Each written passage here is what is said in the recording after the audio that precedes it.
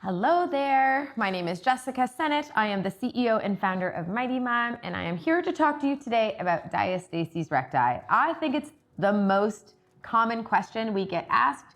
It's one of the things that I think moms are most scared about, and it's diastasis recti. We have to start at the beginning. What is it?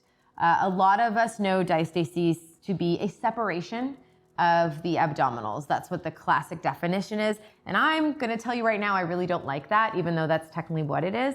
I think the term separation creates fear in people. They think that now that they have a baby, their abs have separated and floated away from their body and there are no more. And that's just simply not the case. Diastasis recti is just the visualization of pressure building up in our core system against a weakened abdominal wall. So let's kind of break it down a little bit. So because our core system has been compromised and there was a baby in there, either a little bit of time ago or maybe a long, long time ago if you have older children, there is a connective tissue called the linea alba that runs down the midline of our abdominals. It connects the ridges of our rectus abdominis. We have two, right? That's our six-pack muscle. Now, during pregnancy, that connective tissue, because we have hormones acting on our body, progesterone, estrogen, relaxin, that connective tissue thins out, stretches, right? To make room for a growing baby. And I have to tell you, that's normal. 100% of pregnant women have a diastasis by third trimester.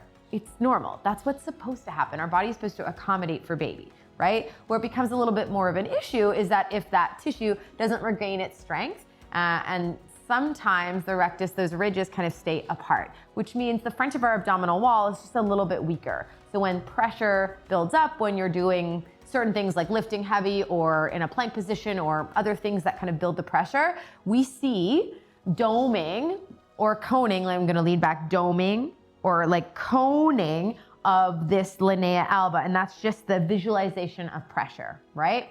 I'm here to tell you that we know so much more about diastasis now than we have in the past. We know that it's not necessarily about closing the gap. We know that it's not about how deep your fingers are. We are really, really focused on finding tension along the tissue so that we can gain strength in not only the linea alba, but the whole abdominal wall as a whole, so we can manage the pressure. And not all coning or doming is created equally. We don't have to freak out if we see it one time and never do that exercise again. When I write a program for my diastasis clients, is very similar to what I would write for a new mom, right? We want to focus on breath work. I have a very awesome core video that if you're part of programs with me, that explains all of this stuff, how to engage the transverse abdominis, the pelvic floor. We have to find function from the inside out. That's number one. Number two is finding exercises that build strength, that we can engage those muscles without consistently putting too much pressure on a core system that doesn't support it. So, and then modifying and watching out for signs and symptoms of core dysfunction, right? So if we're getting signs and symptoms and we're squat jumping or heavy lifting and we're seeing over and over doming, then we really want to kind of make exercise choices that kind of manage pressure, where we are able to manage pressure well.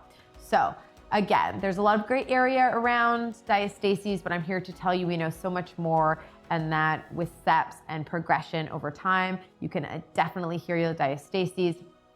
But it's something that we really feel strongly about, and that if you're looking to work with one of us, we can definitely help you take those steps. All right, I hope this was helpful. If you have any questions, just please feel free to let us know. See you guys soon.